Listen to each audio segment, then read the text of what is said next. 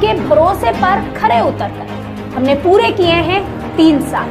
आपका क्षेत्र, आपके मुद्दे, हम बने हैं आपकी आवाज। सटीक खबरें, बेबाक अंदाज, आपका अपना न्यूज चैनल लाइव टीवी समाचार।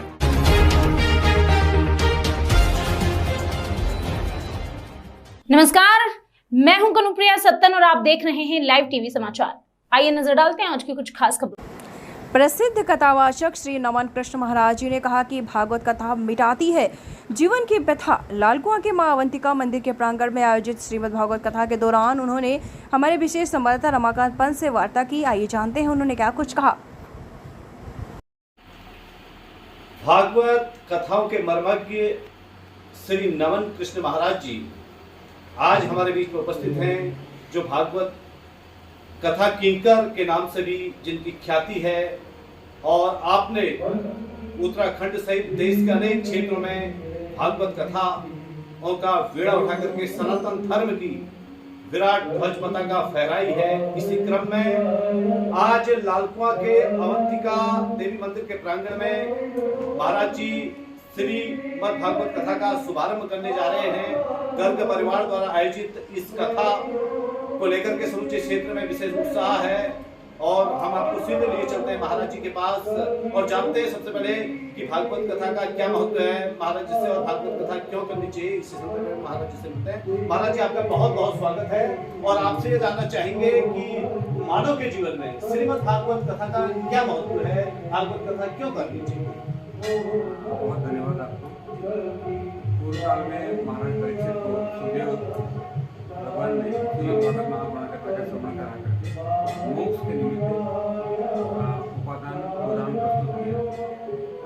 तो पूर्व काल में मोक्ष के लिए या परम धर्म को जानने के लिए श्रीमद् भागवत महापुराण कथाएं बड़े बड़े योगी सन्यासी वैरागी तपस्वी अपने भक्तों को देते थे। जी और वर्तमान में इसकी वर्तमान का कालखंड है, कलियुग का अपने आप में एक धर्म उत्कर्ष चारों ओर दिखाई देता है।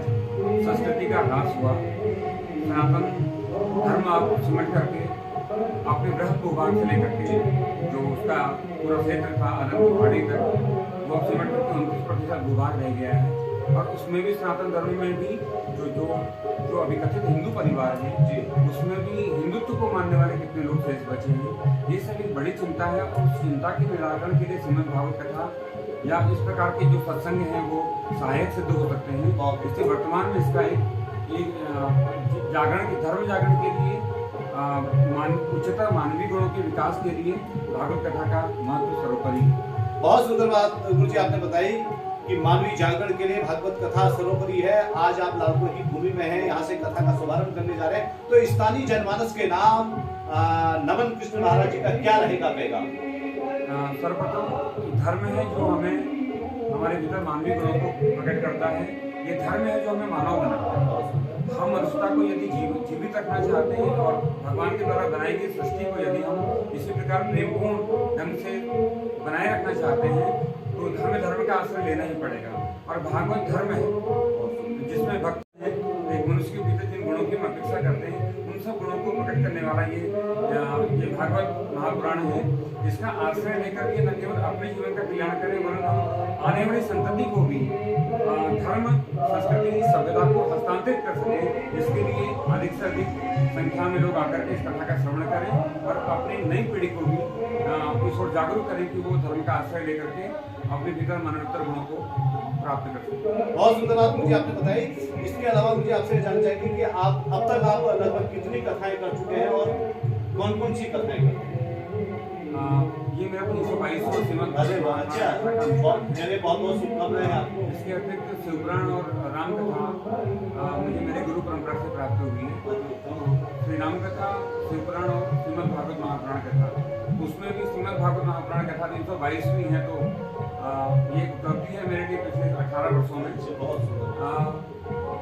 वर्तमान में मैं चाहता हूँ कि हम लोग कथा का श्रवण केवल इतने भर के न करें कि वो मनोरंजन का साधन बन जाएगा। हमने 7 दिन कथा सुनी और कथा सुनकर के इतनी मात्र से हमारा कल्याण हो जाए, इतने के लिए नहीं, वरन पूरी संस्कृति के लिए, पूरी सनातन सभ्यता के लिए, इसको वर्तमान से लेकर के भविष्य तक में बचाए रखने के लिए हम लोग के भीतर धर्म का एक संबल बन सके, हम धर्म को धारण करने की योग्यता प्राप्त कर सकें ताकि सनातन बचा रहे। और वर्तमान में जो सबसे बड़ा भय है वो धर्मांतरण है, वो जिहाद है, और जिहाद के अनेक प्रकार हैं। इसी प्रकार जैसे हमें अभी देखा हमने जो चेतना का प्रसार हुआ है वो वैश्विक स्तर पर हुआ है, और इसका प्रकटीकरण पहले एक मूवी आई थी द कश्मीर फाइल्स थी, उसमें हमें बताया कि किस प्रकार धर्मांतरण के लिए या हमारी भूमि पर जिहाद के द्वारा कब्जा करने के लिए किस प्रकार प्रयास हुए कश्मीर की भूमि से। और उसी प्रकार अभी एक मूवी और आई है the Kerala files, the Kerala story,